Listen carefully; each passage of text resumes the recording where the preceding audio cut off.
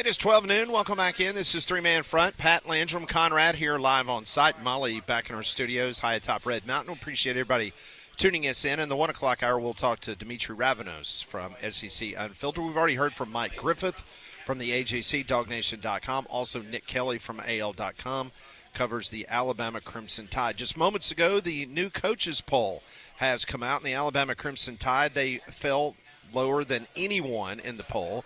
They went from – they're number 20 now, and Auburn did not crack the top 25 after their win against the Baylor Bears. So the Florida State Seminoles is ranked one spot ahead of Alabama. And the AP poll, they announced that will be released at 1 p.m. Central Time. So 1 hour from now, we'll know the results of the AP and if Alabama stayed in there or if they ultimately fell out of the AP.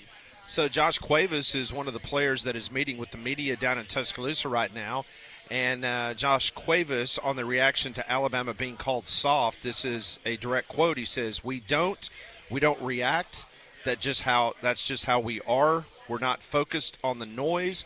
We're focused on the signal. Sure, we set ourselves back. We know that. We know that. We don't need anybody else telling us that. We know that that's all that there is out there. We're staying within the team and just kind of moving on from there. Also, Ty Simpson had a message for the team, and when Josh Cuevas was asked what that message was, he said, I'd appreciate if we just kept that private. Thank you.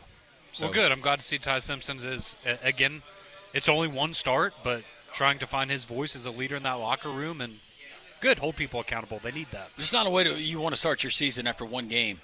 You don't need an all-players You're having meeting. to have everybody come together. Yeah. Didn't we just spend an entire offseason getting all of this crap worked out, we thought? That was the message, right? Yep. Something to prove?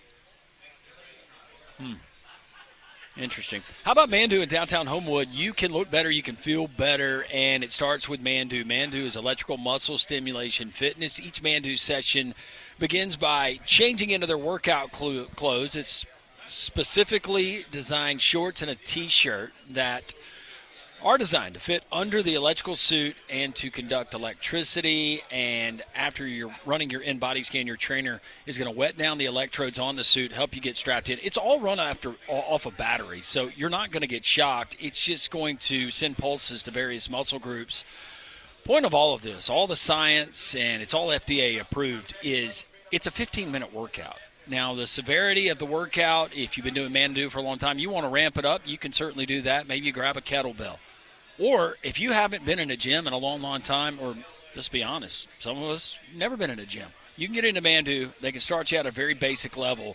15-minute workout equivalent to 6 hours in a gym. You're going to get results. Your first visit is free. They'll put you through a suit or put you in a suit, put you through the workout, the 15-minute workout. You decide if you want it.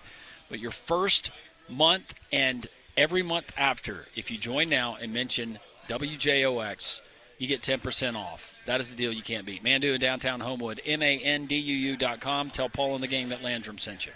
Also, Jeremy Bernard, he's meeting with the team right now, or meeting with the press, I should say. And Conrad, he had some interesting things to say in regards to finding your inner self, your animal that you need to unleash. Yeah, someone in the media asked Jeremy, essentially, how do you get more effort out of these players? How do you give more effort on the field? And his response, it starts in practice. You can't do it in the game if you don't do it in practice. You've got to find what's deep inside of you, and you've got to bring that animal. Go back to find that animal pretty quickly.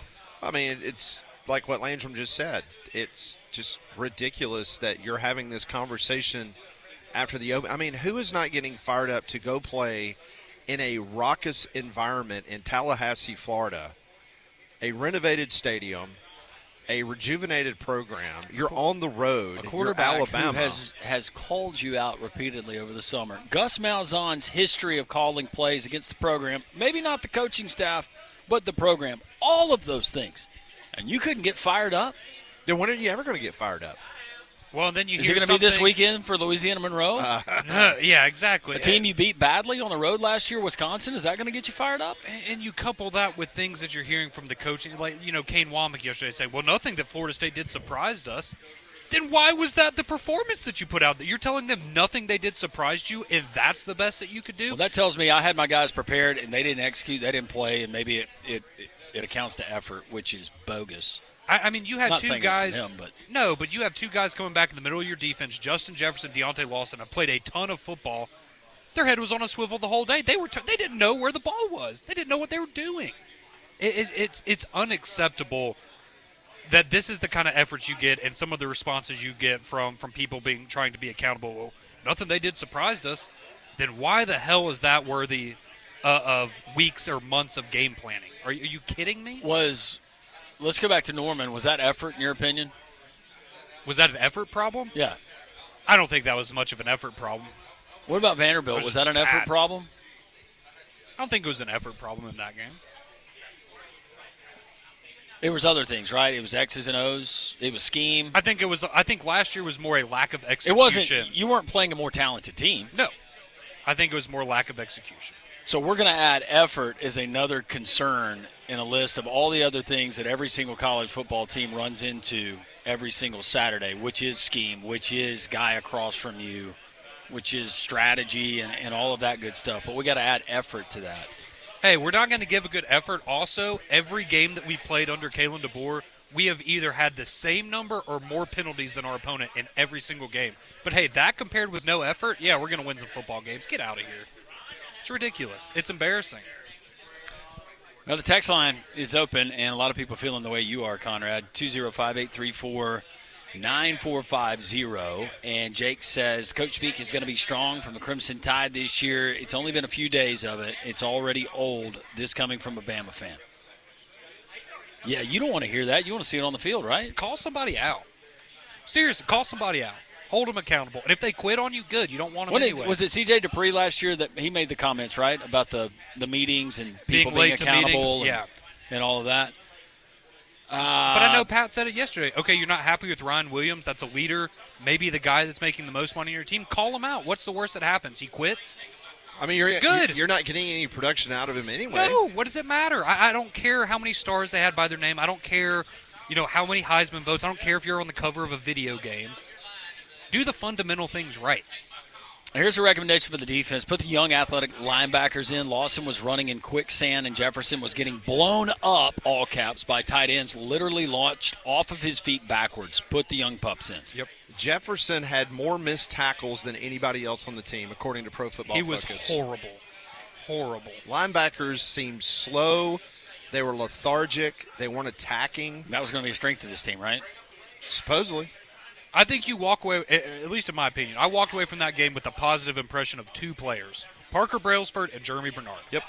JJ asking, does anyone else have an issue with the stuffed animal business, or is this a normal thing? I'll be honest. Carrying in the stuffed animal? Whatever. I get that makes you look soft. I totally understand that perspective. I don't think that's the reason that he's dropping passes. Well, now it's a superstition thing. You have to change the stuffed animal.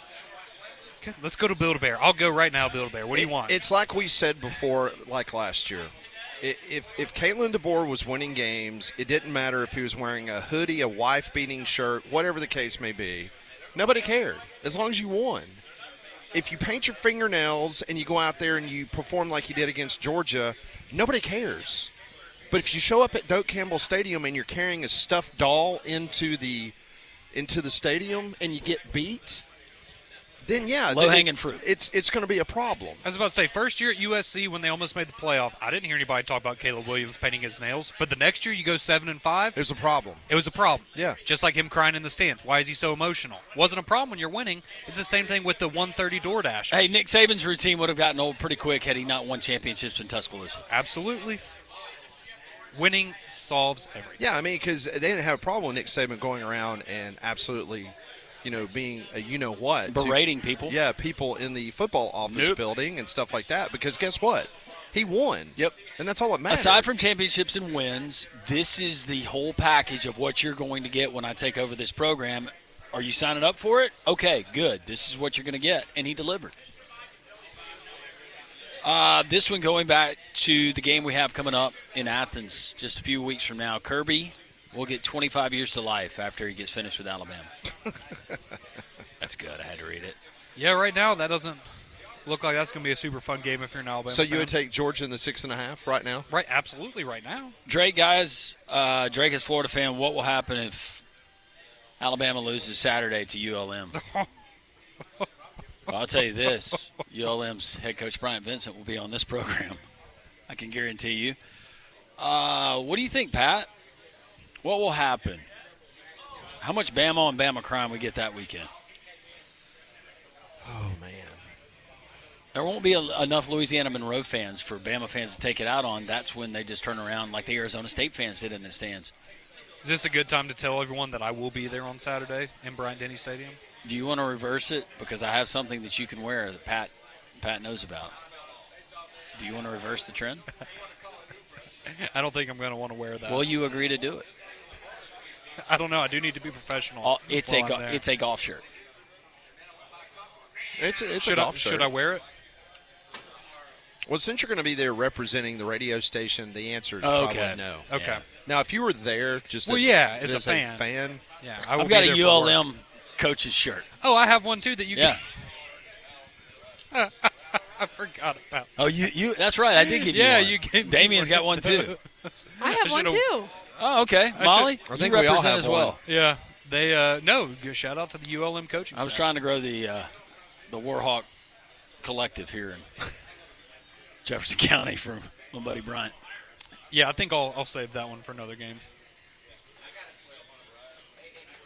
Just wear it Robert, Monday after the game. That's Robert reminds us, as much as the Florida State loss hurts, Alabama fans need to focus on La Monroe. Have you broke down their film versus St. Francis last week? no, I have not yet. I'm going to have to do that tonight Go grab after you I some of scrub that. my face paint off. John from Dothan. The last thing I would have thought had to deal with would be effort. I don't believe NIL has anything to do with effort. It could possibly be we're just not recruiting as well as we once were character-wise. LA is a stuffed animal in a player's hand on game day. You just got to want it, man. And I don't know.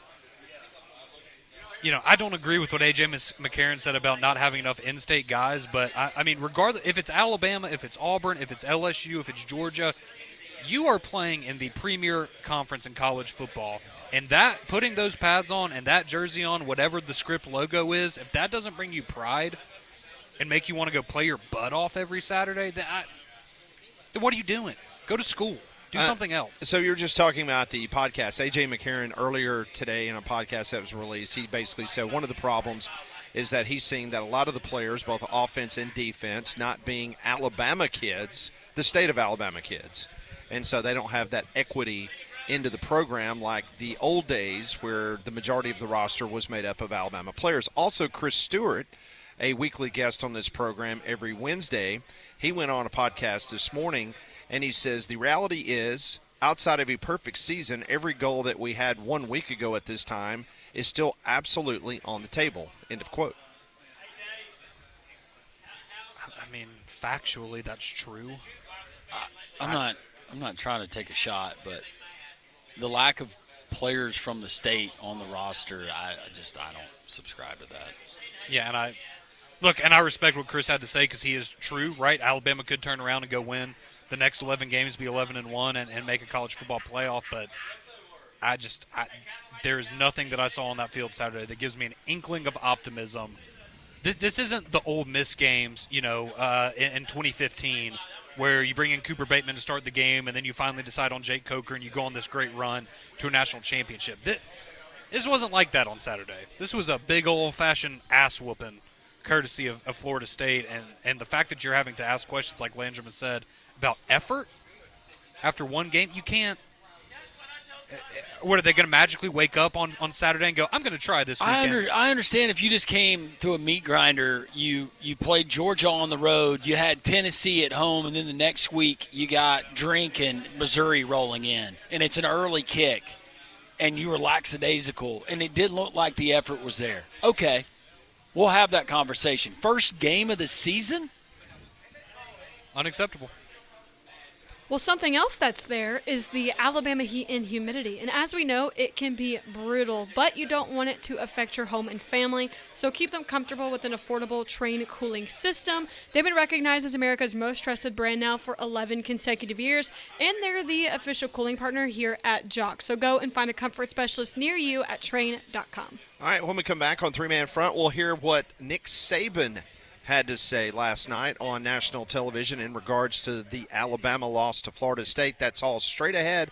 Dimitri Ravenos coming up at 1 o'clock. This is Three Man Front live at Social Taco.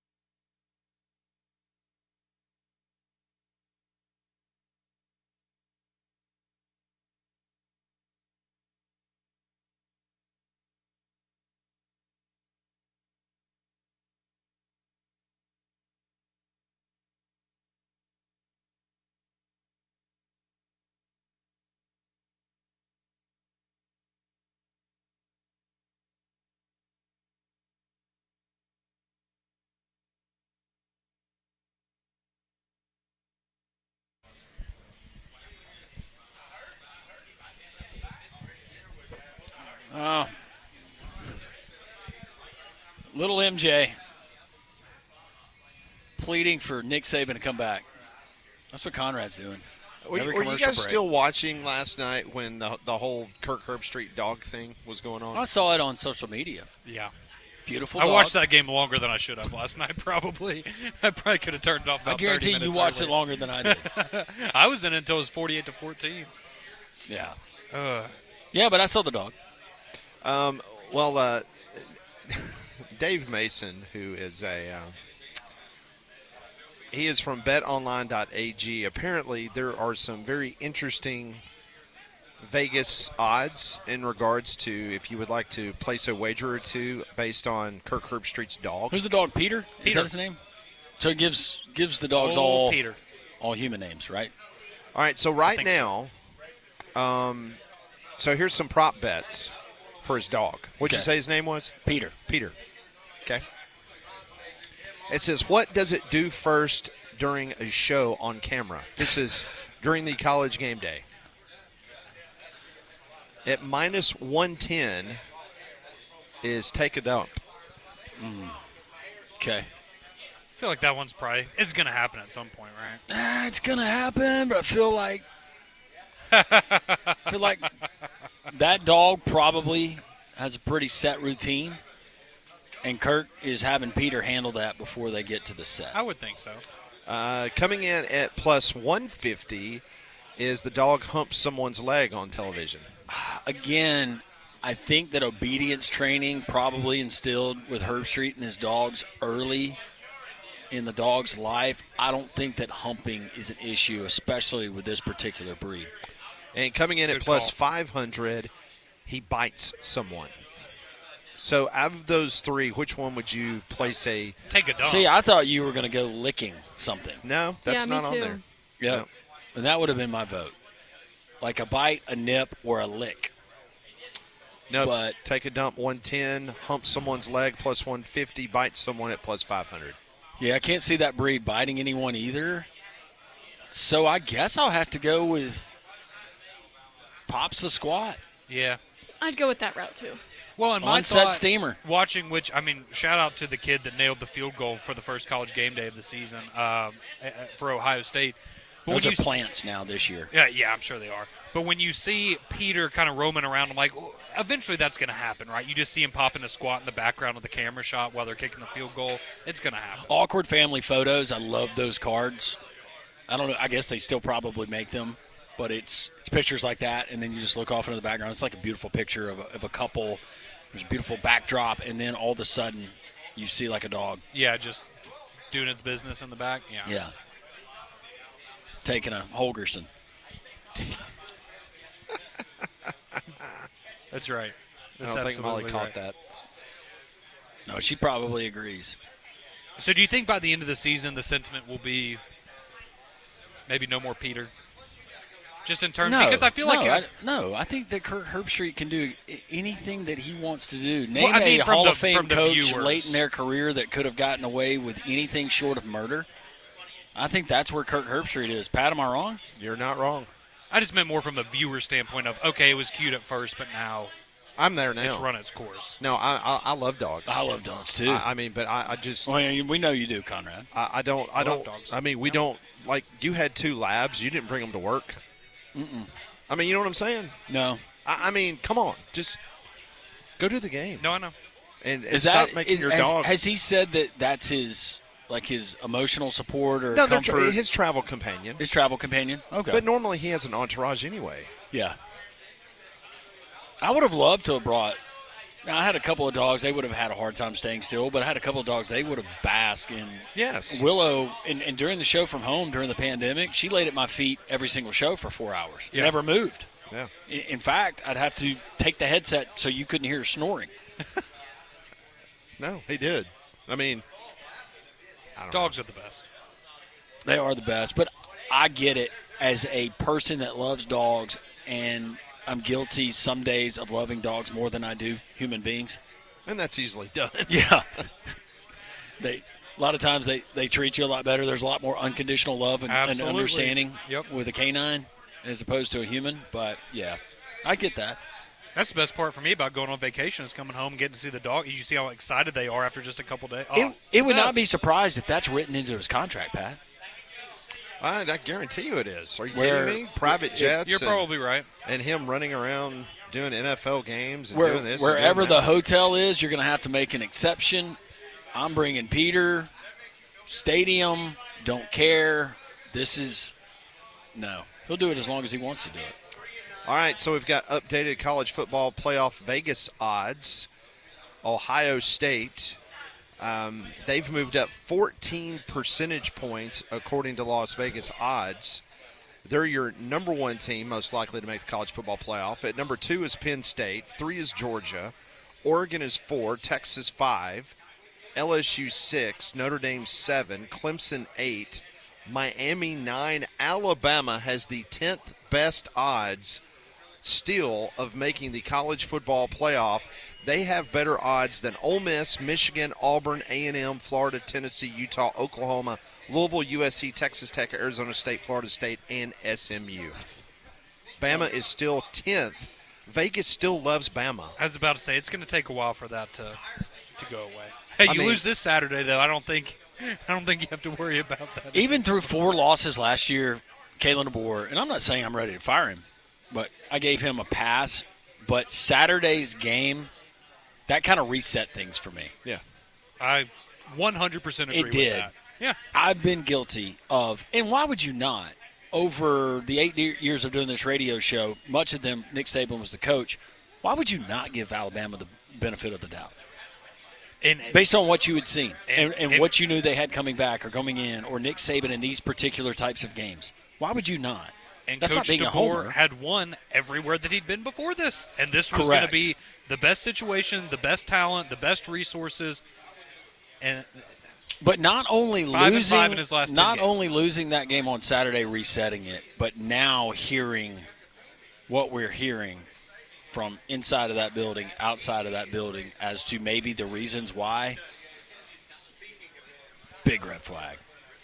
Alabama has a 36% chance of making the college football playoff, according to Las Vegas, but that is a 24% drop from before the FSU game. So before the Florida State game, Alabama had a 60% chance of making the college football playoff. Now it's down to 36%. So they have about a 60% chance of winning on Saturday. After the Georgia game, what will it be? It'll be about like what the Braves' chances of making the postseason was at the All-Star break. Now, if they just go 20-8 every month for the rest of the season, Alabama's going to find themselves in the playoff. Well, I mean, I'm just shocked that they're still getting that much love. Yeah, I mean, even in the coaches poll, and Vegas still loves them. So the eye test did not do them a lot of favors. This one rolls in on the text line, going back to dogs and human beings. This one reads: lock your dog and wife in the trunk of a car. Which one would be more excited to see you when the trunk opens? That's a good test. Don't know if I'll do it, but That's funny. John Max says, I have 2 dogs smarter than the people you interact with on a daily basis, Landrum, so I can understand you liking dogs more. I wasn't saying the people here. I was just saying in general, in life. We all run into those folks. Tommy in Trustful says, for the love of everything holy, guys, you leave Peter out of this. We got to talk about the dog. Love Peter. Nothing wrong with Peter. What was the dog that succumbed to? I can't remember. I want to say it started with a B, maybe? It wasn't Brian. No, Ben? What's the dog on that's Family Guy? That's Family Guy. What did you say, Molly? Ben? Ben. That was it. Thank you. Yep, Ben. Would you rather have Kirk's dog taking up the show or Taylor Swift? Peter has my vote. Josh from Boaz. Peter. I don't care for either one. And I don't mean that as a shot against Taylor Swift, but it's a dog. Hey, guys, on Saturday, you got to look at the players like everyone touting Ryan Williams. And Saturday, he couldn't catch a cold. No, he could not. Peter the dog, this listener says, Peter the dog did take a deuce on game day. Saturday, as the kid kicked the field goal. Huh. Oh, did he? I missed that. I was we miss looking that? for it. Speaking of taking deuces, Hastings is giving you the deuces look. Yeah, he's not happy. How's I got that to go going? buy Dave his drink, though. Hey, we'll find out. He didn't look happy when he walked up Yeah, here. we need to – Conrad's going to need to go pay off the bet with FSU Dave. Just hug him. Smear all that glitter all over his nice scripted Alabama A polo. Look, I have Hastings. a ton of leftover Look glitter at here if you need Look it. at the side eye. Molly, you can't see it. Hastings giving him the side eye. Yeah, Hands, Hastings. one hand in pocket. He says, I don't even want to look at him. That's right. Oh, boy. It's unbelievable. All right. All right, coming up next, Conrad's got to pay off another bet. This time, what is it? What's the drink? It's a Tito's and soda for Dave. Okay. All right. Okay. That's what he wanted. Oh, I get you. All right. No, that's what he wanted. All right, we'll do that next here on Three Man Front.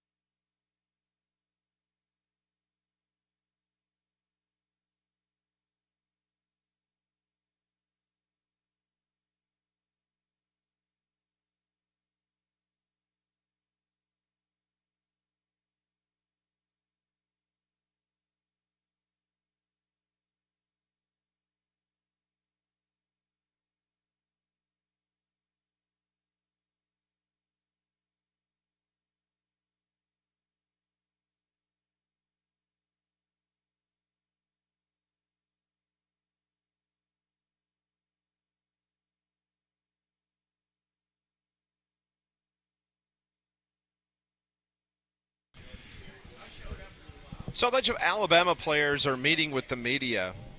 Being pretty honest, I was sharing some of what tight end Cuevas was saying earlier. Quay Russaw, who's an outside linebacker, he was asked today when speaking with reporters, he was asked why it's been so hard for the players to have fun, and this is a direct quote. He says, I wouldn't say it's the pressure. I feel like it's more of guys trying to do their jobs and a little scared to mess up. We've got guys all over the team, athletic-wise, who can just have fun. That's all the coaches are trying to get us to do, just be ourselves. We ain't got to hesitate. Just go. Just peel the pen and go. No matter what the call, the scheme, no matter what, just flying around having fun, end of quote. So they're soft. They can't handle the pressure. I mean, that's my takeaway from that. They can't handle the pressure.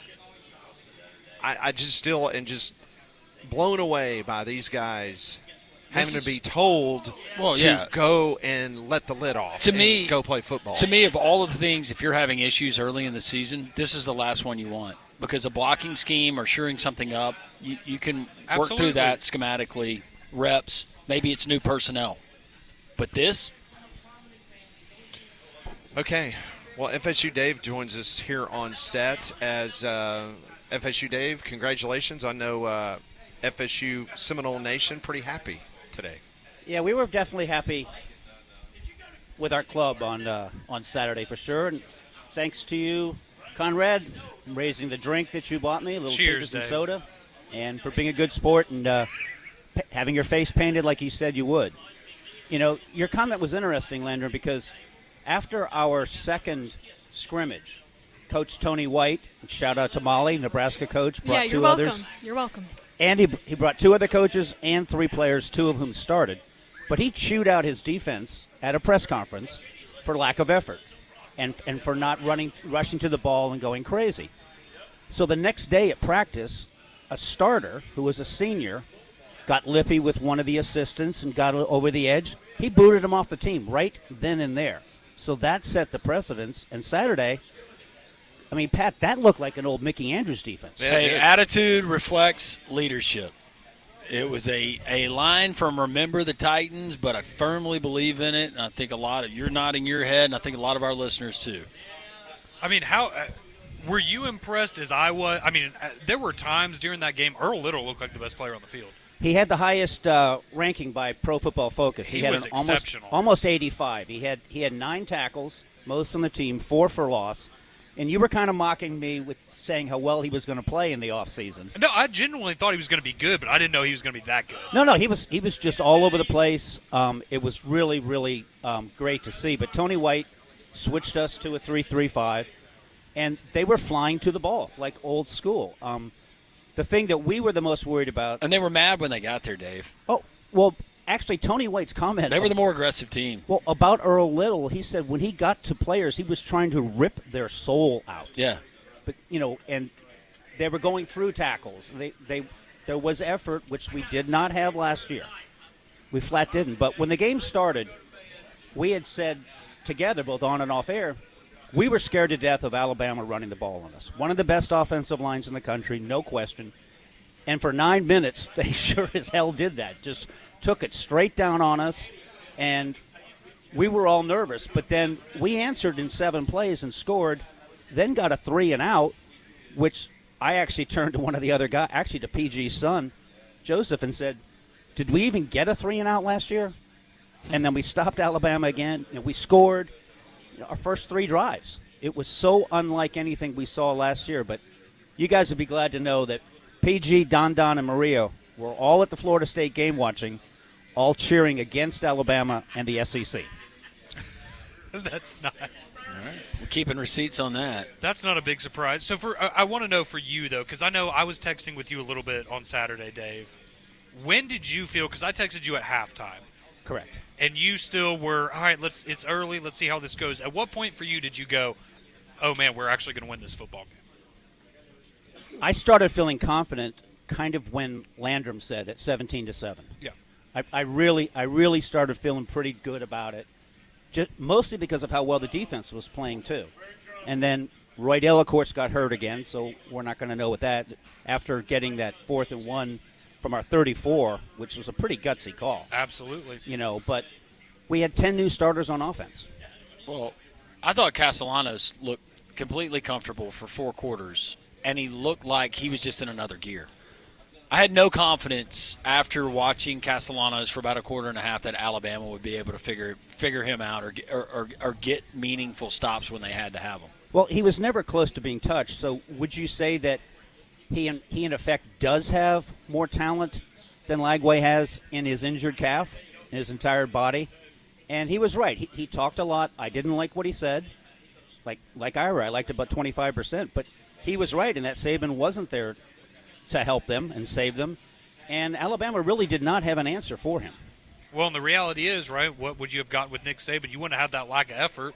So that probably was the thing that could have saved him. Well, it had taken on one guy Saturday. not giving effort. And either he's replaced or he's admonished on the sideline. And that's it. That's a clip we're seeing in a highlight film at the end of the year.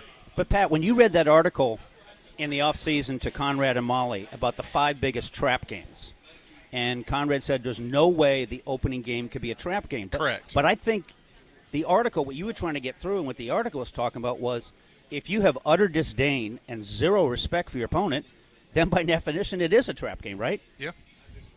Very much so. No, they clearly thought that they were going to walk down there and not have any issues at all. And, I mean, you even heard Ty Simpson. I think he said this after the game, or in the last couple of days he said this. But, the offense got complacent right after the first drive. They thought, oh, we're just going to be able to do this like clockwork. And very clearly Florida State was able to make some adjustments. And, again, that's something I brought up last week is Alabama's still not able to make adjustments in game. And Gus, while he may go squirrely at times on us, like everybody has said to me, that was one heck of a game plan. But I didn't see him doing anything I hadn't seen from him in the past. Well, I think that's what shocked everybody, especially all the Alabama people, because it's the exact same playbook that he did when he was at Auburn. All right, so let me ask you this. So before that game, when most of America, because there was not one single person in the state of Florida, there was not one single Knowles247, warchant.com, anybody predicted Florida State to win that game. Nobody did. Correct. No one did.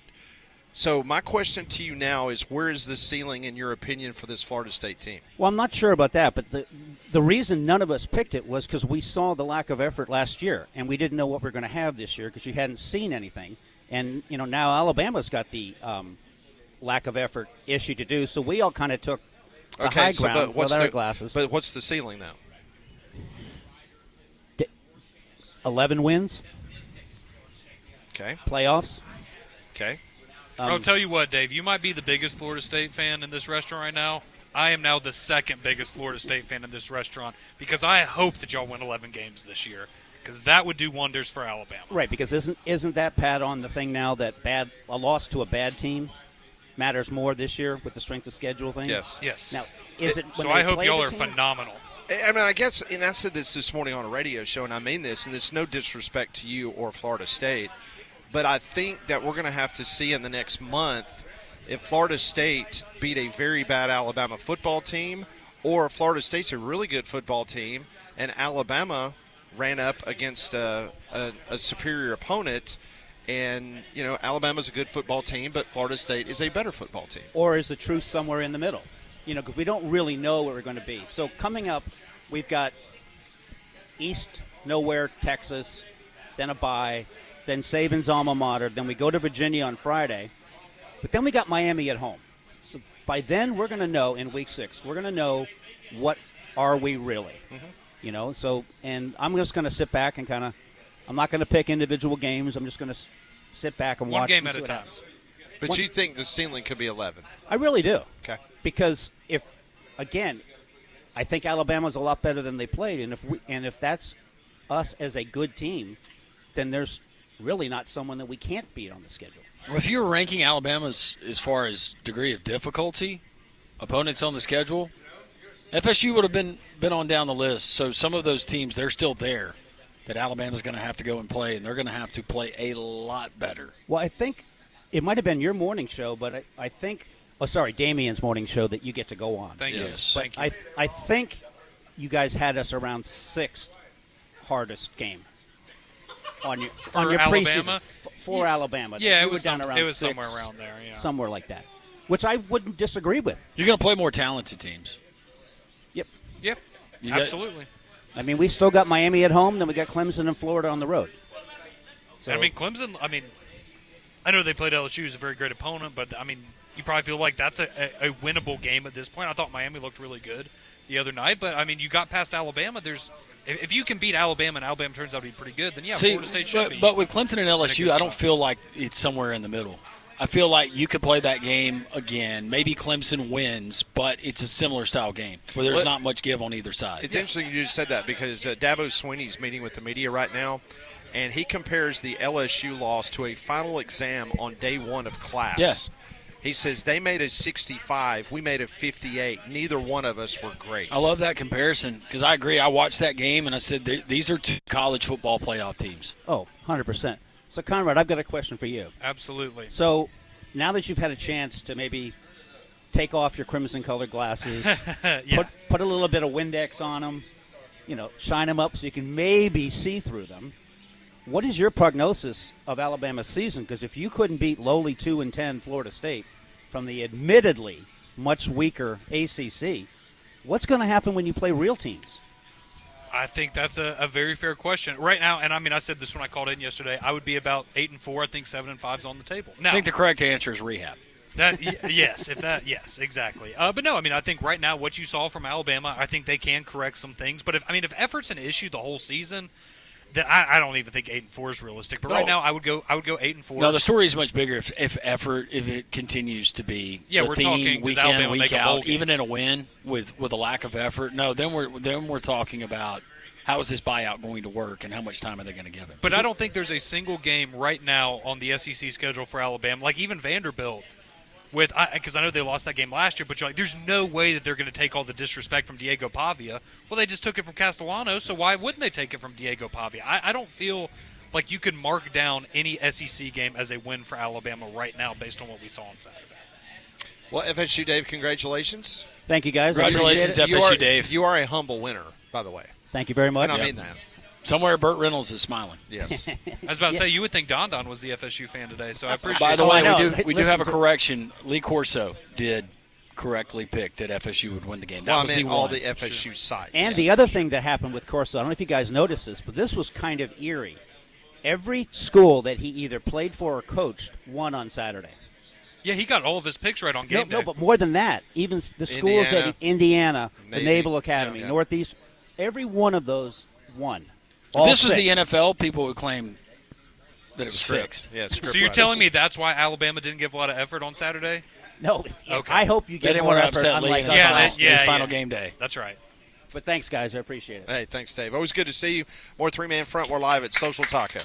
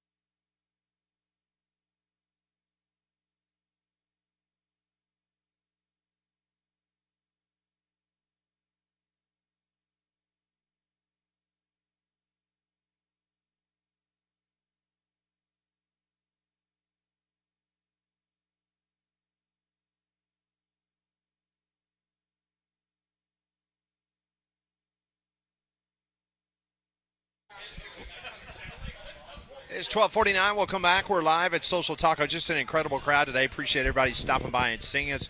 We will be here until 2 o'clock. If you still have time to come on by and take a look at Conrad's makeup job done by Molly. He looks so good. I feel like this is one of those prized pieces of art that they ship around to museums around the country. It's going to be sad when he People buy washes it tickets off. and Why don't you come wear by. it to the Mountain Brook game tonight? I don't think that they would appreciate that. If you would try Pat, to don't worry. cover We the still red, have plenty of paint here. And if you would glitter. cover the red with green, Yeah. then you would be their, I would be a Spartan. you would be their colors, and they'll be like, golly, this announcer guy. He's really He's into this. really got that Spartan spirit. That's right. Yes, he does. Just do it. Water is a home's worst enemy, and it doesn't invitation. It can find its way into your crawl space, bringing mold, pests, wood rot. But Alabama Professional Services, or APS, has the solution. Their crawl space encapsulation system. It seals out moisture, blocks the pests, and can even help reduce your energy costs. This isn't a one-size-fits-all solution. The engineers at APS will design a custom system specifically for your home. Call them today, 205-951-9717. Crawl space problems. They'll get it worse over time if you don't call APS. AlabamaProfessional.com is the website. APS been around since 1977, solving the most interesting and hard-to-fix problems around your house. Call APS today, 205-951-9717. All right, one poll is out. Alabama down to number 20. Auburn not in that poll.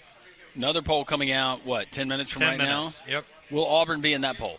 I say no. No. No. I think it'll be very similar. I think you'll have Florida State slightly ahead of Alabama, and Alabama will be 20, 21, 22, something in that arena. So last night, Nick Saban, he was on campus there for his old friend Bill Belichick's first game in college as the head coach at the University of North Carolina. This is what Nick Saban had to say on national television about Alabama's loss to Florida State. You know, obviously for me and for a lot of the Bama fans, the disappointment that Florida State dominated the line of scrimmage on both sides of the ball. Yep. But the good news is, you know, every team has the best opportunity to improve from week 1 to week 2. Because really going into the season, you don't really know what you have for sure as a coach. And you're always very anxious about what might happen in the first game. And I'm sure they're all disappointed, players, coaches alike. But they do have a great chance to improve from week 1 to week 2. That's when you usually make the biggest improvement. That's what you're paying him $500,000 for, not to rip your new head coach on national television. I don't think Nick Saban would have that. And I understand. I get it. He's saying the right things, but I feel like he probably feels a little differently than that internally. You know, I go back to something that Mike Griffith said last hour, and I mean this. Why is Alabama paying him $500,000 a year? It's a great point. For what? He's not. Not to disclose in a book where the bodies are buried. I don't know. Does it matter even if he told where the bodies are buried? I was kidding. No, I don't think it does. I mean, not now. It doesn't No. matter. No.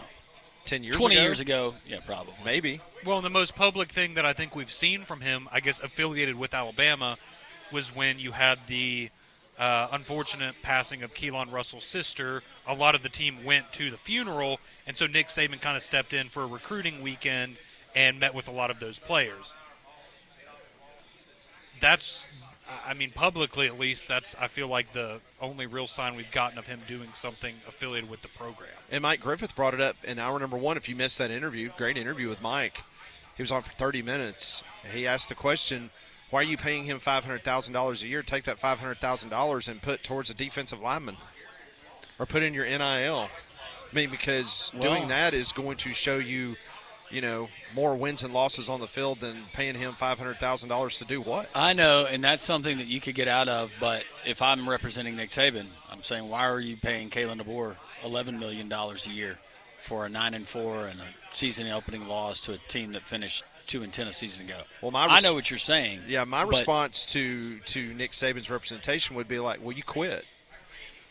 And the market value, because you left, is this. And that's what the market value is. He's the 7th highest paid coach in college football. Do you think that part of that is, well, for what he did for this university, what he did for this program, he was underpaid?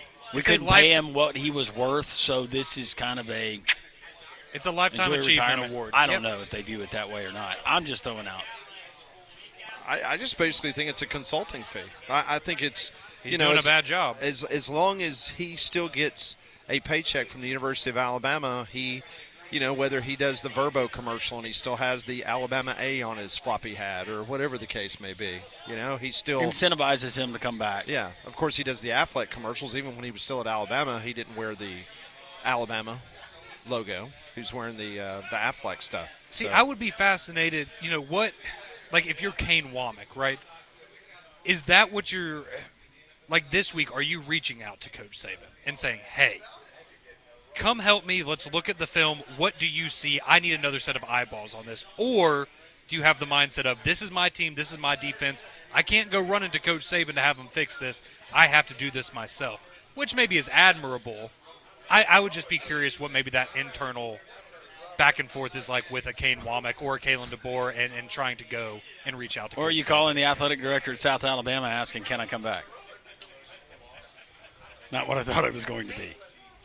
Gio Lopez made that same call last night.